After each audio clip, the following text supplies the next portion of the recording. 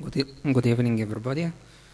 Um, the history of the ancient and modern civilization in Egypt indicates the growing of rich and professional treasures of religious literatures and human knowledge in Upper Egypt. The great effort of excavations carried out by archaeological missions brought to light some of these valuable treasures.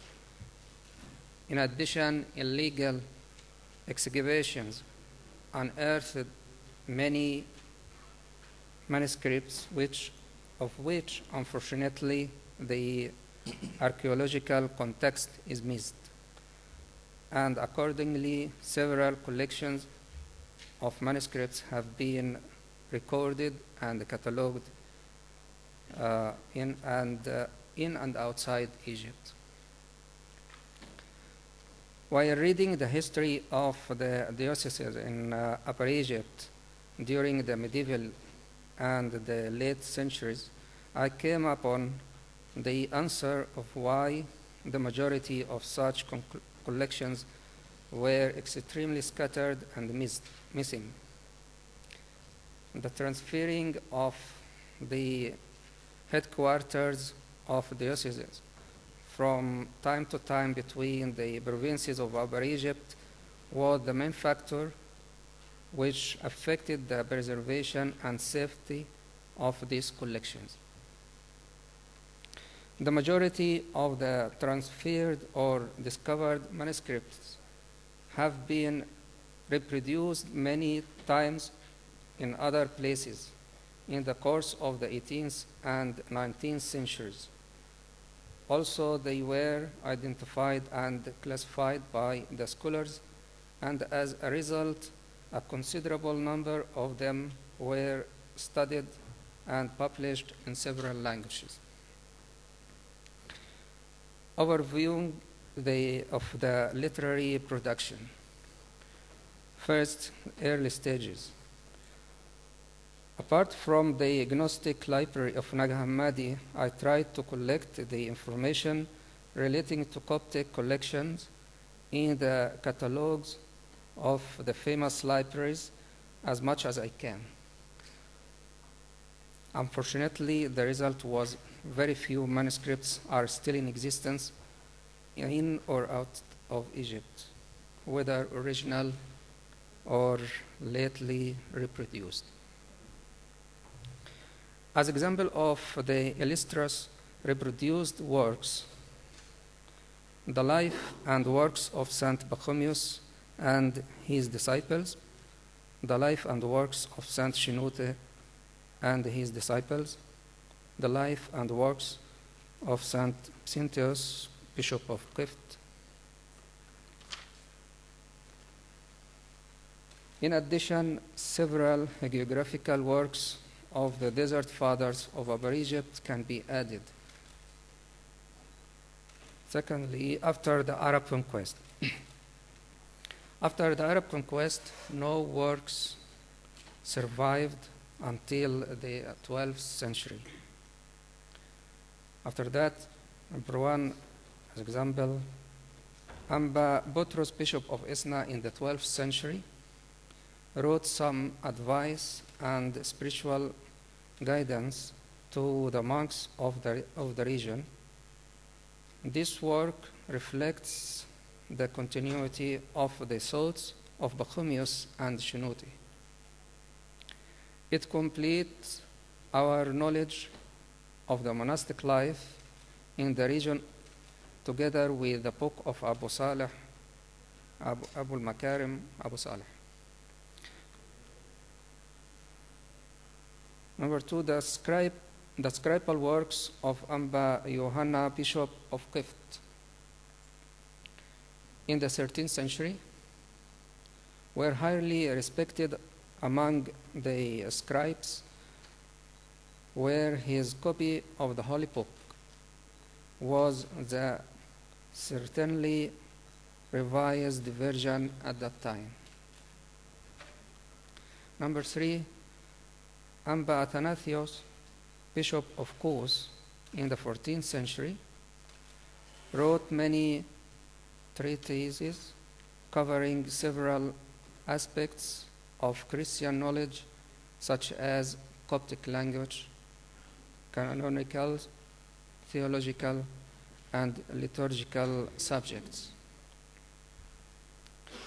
You can find easily the reproduction of their works mainly in the Patriarchate Library and also in the Library of St. Anthony's Monastery, Souryani Monastery, the churches of Old Cairo, the Coptic Museum Library in Old Cairo, and in some public libraries outside Egypt.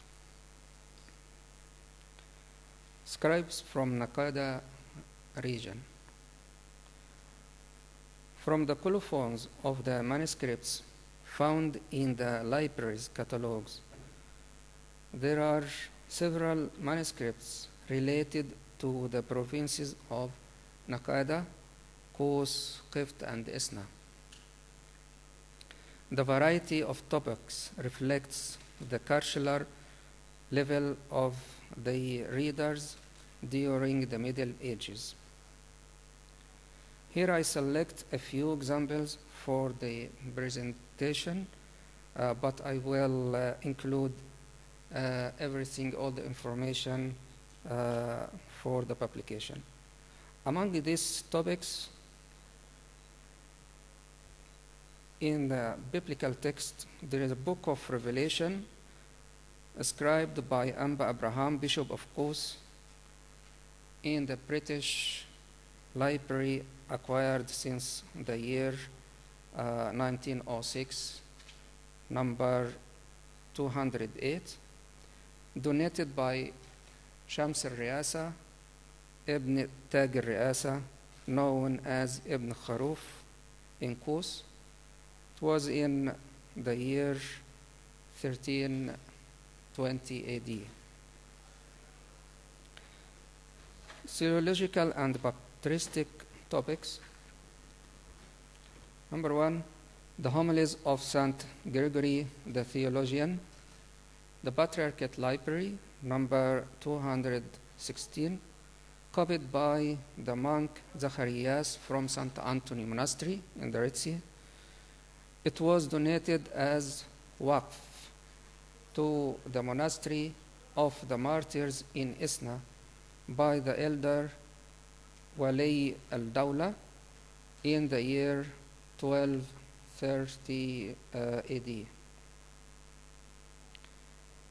Number two, explanation of Christian teaching by the Holy Fathers and witnesses from the Holy Book and the sayings of the Fathers about the incarnation of the Christ and his crucifixion and his death and resurrection, from the Patriarchate Library, number 456, which was ascribed by the deacon Yuasaf Abu Musa from Naqada. It was outdated, but the scholar said it's about the 16th century.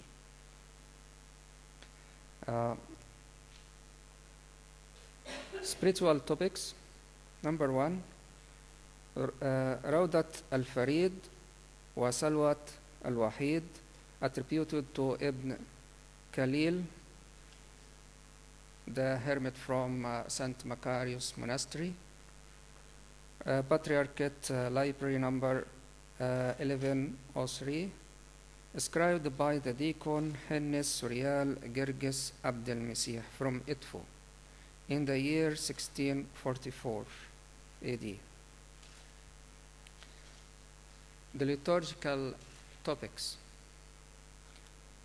Raising of incense and what should be said by the deacons in the presence of the bishops and the Pope, from the Patriarchate Library, number 982, scribed by the pro-priest Abdel Malak al-Tibian from Thebes. from the monastery of the Holy Virgin Al-Muharrak, which was inscribed in the area of Bahjura in the year 1864 AD. The hagiographical text and homilies. Number 1, Theodosius of Alexandria on Saint Michael Archangel, from the British Library, acquired since the year 1906, number 119, ascribed by the deacon Marcus, and was donated as waqf endowment to the Church of St. Michael by the God-loving sister named Contit, daughter of unknown name, in Armand in the year 983. Number 2, Timothy II of Alexandria on Abaddon angle of this. The British Library acquired since the year 1906, number 121, ascribed by Theopistus, son of Sawirus, from Esna, and donated by Khail, son of the late Stephanus, to the monastery of St. Mekrofius in Edfu in the year 981 AD. Byzantius of Qift on Onofrius the Anachrite. The British Library acquired since the year 1906, number 133, ascribed by Shinuti, unknown person. There is a memorial for Mina, Bishop of Qift, in the year 1031 AD. Also, the scribes Pictor, son of Mekrofius, from the 10th century, and the deacon Gergis from the 18th century, who both were from Esna area and were well known and very active. Come to the conclusion. From these few examples, we can conclude: 1, the production of literary works starts in Upper Egypt from St. Pachomius and continues till the end of the Middle Ages. Number 2, many authors were from the region of Nakada, Kos, and Qift. There were bishops, priests, and laymen, which show a well-developed educational system. Number 3, the topics treated cover all the knowledge of Christian sciences. Since this study highlights once more the importance of the study of the manuscript collections from this area. Number 5, we can praise the effort of the fathers of this province, especially Father Angelus, who will give his paper about the recent collection here in the Diocese of Nakada. In collecting and preserving the sum of the manuscript and the blessed initiation by the active Bishop Ambabimen, who sent the majority of the collection to St. Mina Monastery's studio, in the conservation and preservation of such deteriorated volumes. Hopefully we can find the same effort in the other dioceses. The cataloging in process of the manuscripts collections in the monastery of St. Anthony and Deir al-Suryan will reveal other authors and scribes from the region of Naqada. Number 7, this paper shows clearly that the inhabitants of the region contribute positively to the advancement of the Christian knowledge not only in Upper Egypt but also in Lower Egypt and abroad.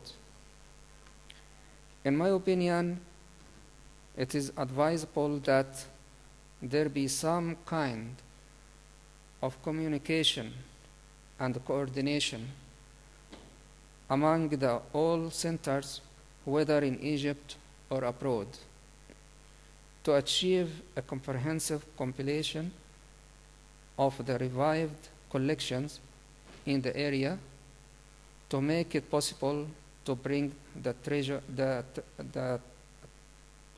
tradition back to existence in the form of digital copies and through the internet. Thus, it will be possible to ensure its survival for future generations. Thank you for your listening.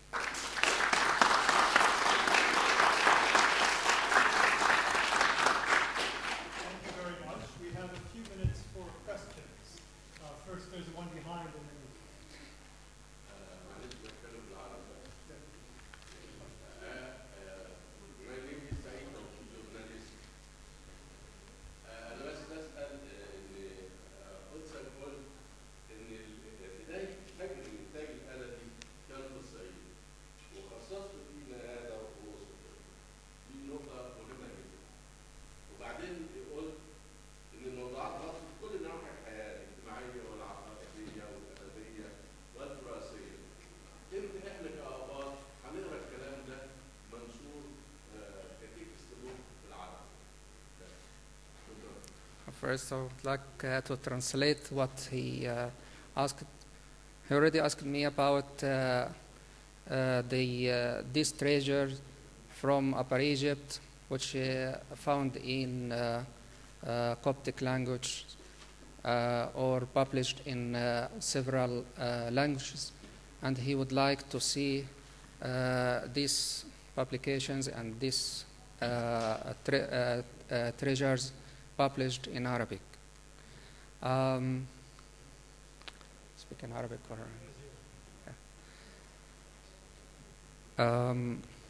actually, some of these manuscripts already studied and published in several